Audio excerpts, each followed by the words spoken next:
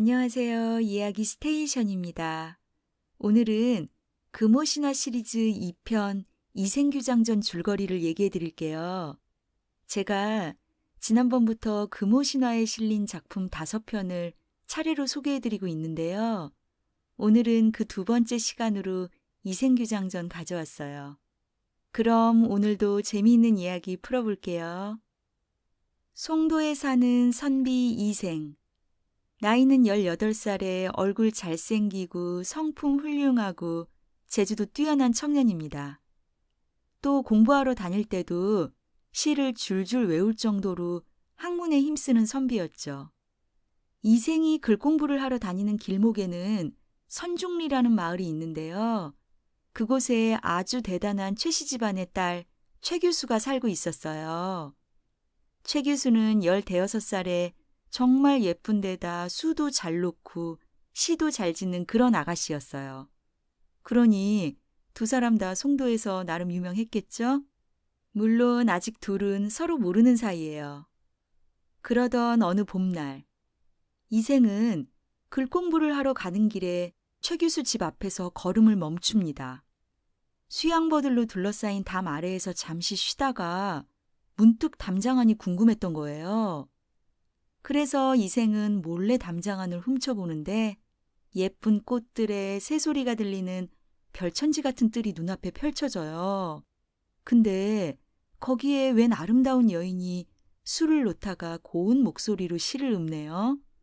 와, 이생은 첫눈에 반해서 당장 담을 넘고 싶어 안달이 나는데 쉽게 못 넘어가죠. 그러니 너무 아쉬워하면서 공부를 하러 갔는데요. 결국 돌아오는 길에 담장 아래에서 시를 3편 써가지고 담장 안으로 휙 던집니다. 과연 최 교수가 시를 받았을까요?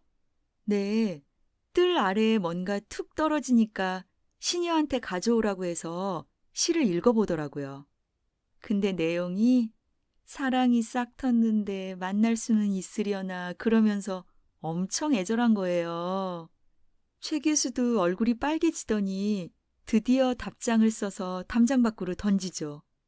이생이 얼마나 가슴이 뛰었을까요? 근데 그 내용이 더 놀라워요. 선비님, 오늘 저녁 해가 지면 여기로 오세요. 와, 이 시대에 완전히 적극적인 거 아닌가요? 하여튼 해가 저물자 이생은 남몰래 최 교수 집 담장을 넘어갑니다. 부모님한테 들킬까봐 조마조마하면서도 최 교수 만날 생각에 금세 걱정이 사라지죠.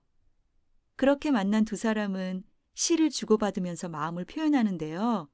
이생이 좀 소극적으로 나오니까 최 교수가 어찌나 당당한지 자긴 선배님 좋아해서 망설이는 게 없는데 왜 그렇게 나약하냐고 부모님이 꾸짖으시면 자기가 책임지겠다고 그러는 거 있죠. 진짜 최 교수 장난 아니네요.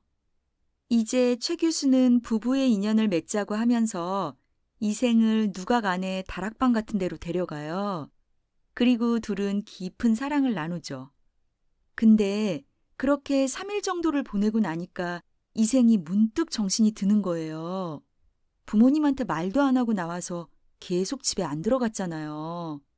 그래서 서운해하는 최 교수를 두고 자기 집으로 돌아갑니다. 하지만 가면 뭘 하나요? 그 뒤부터 맨날 밤마다 몰래 최 교수 집 담장을 넘어가는데요. 그러던 어느 날 밤, 이생은 또 집을 빠져나갈 기회만 엿보고 있는데 갑자기 아버지가 들어와 호통을 치시죠. 아들이 밤마다 나가서 새벽에 돌아오는 걸 다 알고 있었던 거예요. 그래서 이생을 엄청 혼내시더니 정신 차릴 때까지 집에 오지 말라고 그러면서 고향으로 내려 보내더라고요. 이생은 가슴이 찢어지지만 어쩌나요. 할 수 없이 아버지 고향 울주로 내려가죠.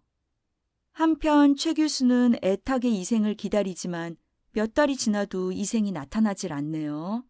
그래서 시녀를 통해 알아봤더니 어머, 지방으로 쫓겨갔다고 하는 거예요.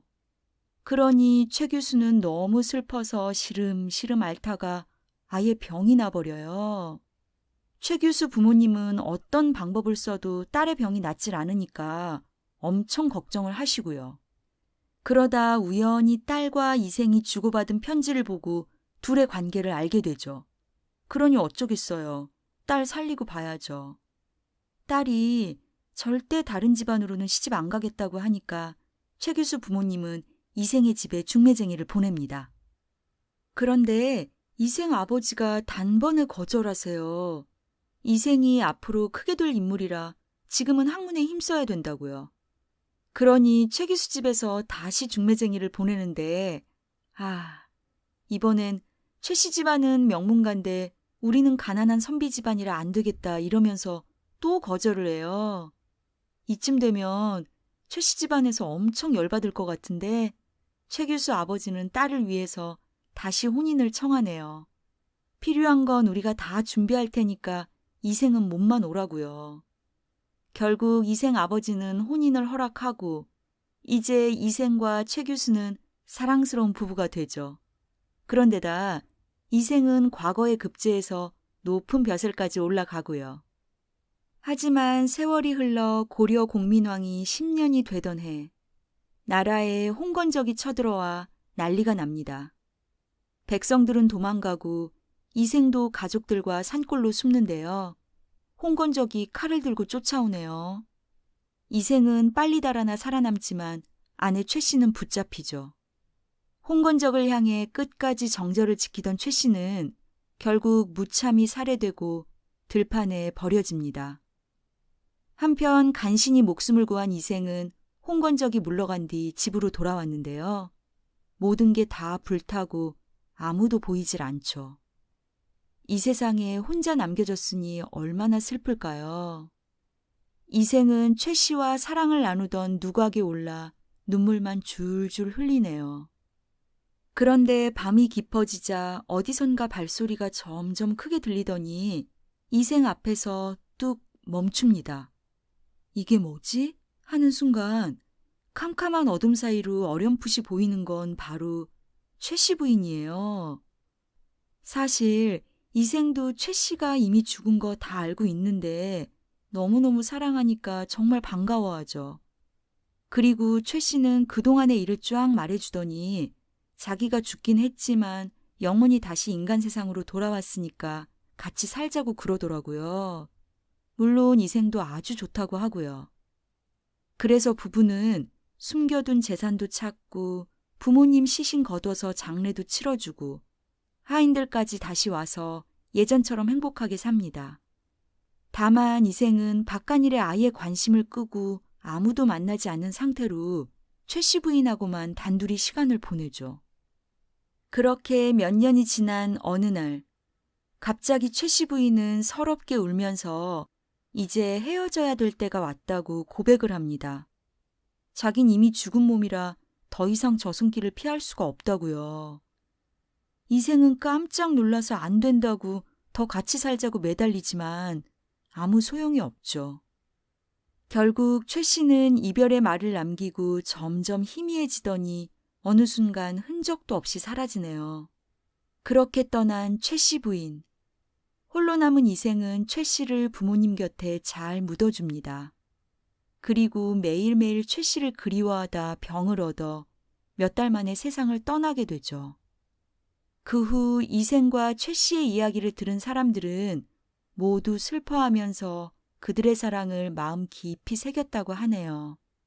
만복사 저포기에 이어서 이생규장전도 이렇게 끝나니까 마음이 좀 슬프죠. 그럼 오늘의 이야기는 여기에서 마치고요. 다음번엔 금오신화 시리즈 3편 치유부벽전기 가져올게요. 항상 재미있게 잘 들어주셔서 너무 감사합니다. 좋아요와 구독도 꼭 눌러주세요. 다음에 뵐게요.